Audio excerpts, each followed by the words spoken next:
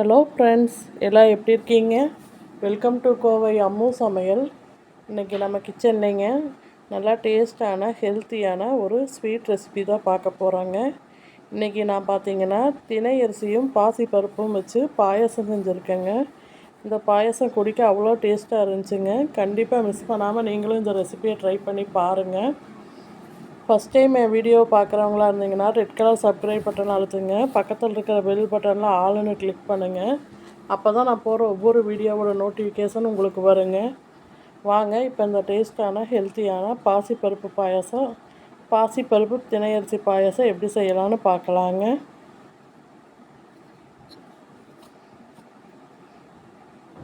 இப்போ பாருங்கள், தினையரிசி பாசிப்பருப்பு பாயாசத்துக்கு தேவையான பொருள் பார்த்துக்கலாங்க. நான் இந்த கப்பில் அரை கப் போல் தினையரிசி எடுத்துருக்கேங்க. அதே கப்பில் அரை கப் போல் பாசிப்பருப்பு எடுத்து வச்சுருக்கேங்க.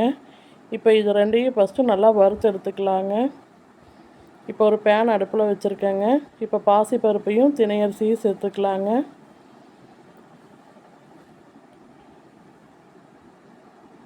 நல்லா வாசம் வர அளவுக்கு நல்லா வறுத்து எடுத்துக்கலாங்க. லைட்டாக கலர் சேஞ்ச் ஆனால் போதுங்க, ரொம்ப சேஞ்ச் ஆக வேண்டாம். பாருங்கள், இப்போ பாசிப்பருப்பும் தினையரிசியும் நல்லா வறுத்தாச்சுங்க. இப்போ வேறு பாத்திரத்துக்கு மாற்றிக்கலாங்க. இப்போ நல்லா சூடு ஆறின பிறகு ஒரு 2 டைம் நல்லா நான் வாஷ் பண்ணி எடுத்துகிட்டு வந்திருக்கேங்க. இப்போ இதை குக்கரில் சேர்த்துக்கலாங்க. இப்போ குக்கரில் சேர்த்தாச்சுங்க. இப்போ ஒரு 2.5 கப்பு போல் தண்ணி சேர்த்துக்கலாங்க.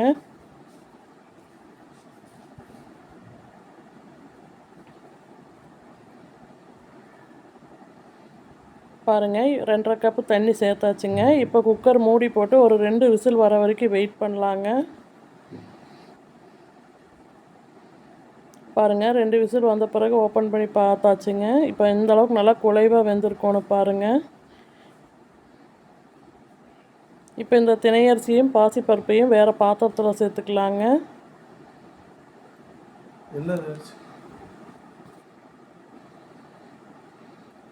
இப்போ இதுவும் சூடு ஆறி இருக்கணுங்க. நான் ஏற்கனவே காய்ச்சி ஆற வச்ச பால் எடுத்து வச்சுருக்கேங்க. அதை சேர்த்துக்கலாங்க. 1 லிட்ரு மாதிரி சேர்த்துட்டு நல்லா இந்த கட்டிக்கு இல்லாமல் நல்லா இந்த மாதிரி கலந்து விட்டுக்கலாங்க.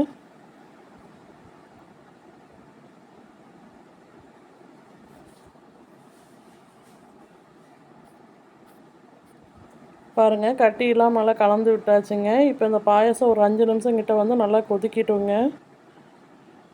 நம்ம அதுக்குள்ளே வெள்ளைப்பாகு ரெடி பண்ணிட்டு வந்துக்கலாங்க. பாருங்கள், நான் ஒரு 300 கிராம் போல் அச்சு வெல்லம் எடுத்துருக்கேங்க. இதில் கொஞ்சமாக தண்ணி சேர்த்து இந்த அச்சு வெல்லம் நல்லா கரைஞ்சி வர அளவுக்கு கொதிக்க விடலாங்க. பாருங்கள், வெல்லம் நல்லாவே கரைஞ்சி வந்துருச்சுங்க. இப்போ அடுப்பு ஆஃப் பண்ணிவிட்டு இதை பாயசத்தில் சேர்த்துக்கலாங்க. இப்போ வெள்ளை தண்ணியை வடிகட்டி சேர்த்துக்கலாங்க.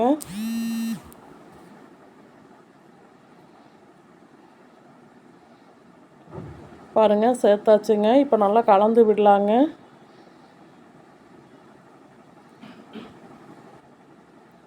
இப்போ அடுப்பு மீடியம் ஃப்ளேம்லேயே வச்சுட்டு ஒரு 3 நிமிஷம் கிட்ட நல்லா கொதிக்க விடலாங்க.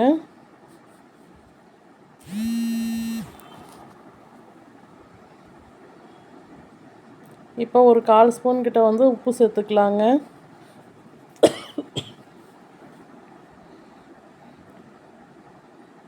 இப்போ ஏலக்காய் தூள் சேர்த்துக்கலாங்க. நான் ஒரு 1/2 ஸ்பூன் கிட்ட ஏலக்காய் தூள் சேர்க்குறேங்க. சேர்த்துட்டு நல்லா கலந்து விடலாங்க.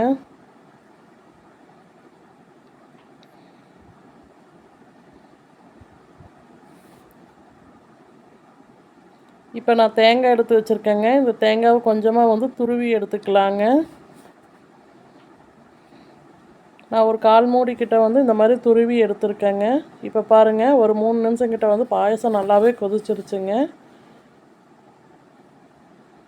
இப்போ இந்த பாயசத்துக்கு நம்ம முந்திரி பருப்பு தாளிச்சிக்கலாங்க. இப்போ ஒரு பேன் அடுப்பில் வச்சுருக்கேங்க. இப்போ நெய் சேர்த்துக்கலாங்க.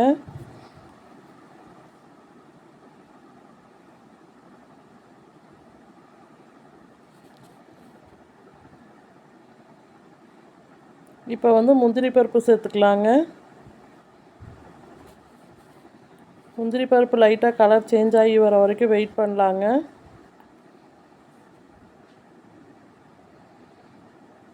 பாருங்கள், இந்தளவுக்கு கலர் மாறி வந்த பிறகு நம்ம இப்போ திராட்சை சேர்த்துக்கலாங்க.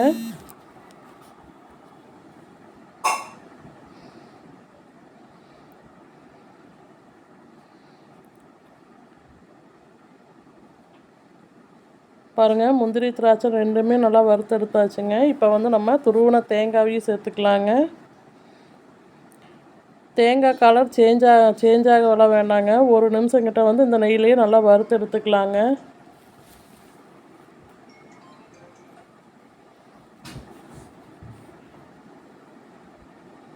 பாருங்கள், இந்தளவுக்கு இப்போ நெய்யில் வறுத்தெடுத்த பிறகு இப்போ நம்ம இந்த முந்திரி திராட்சை தேங்காய் எல்லாமே வந்து பாயாசத்தில் சேர்த்துக்கலாங்க.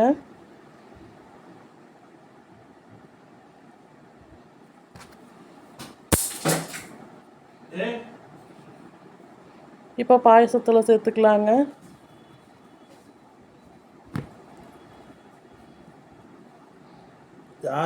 பாருங்கள், இப்போ நல்லா டேஸ்டான ஹெல்த்தியான திணையரிசி பாசிப்பருப்பு பாயாசம் ரெடி ஆகிருச்சுங்க.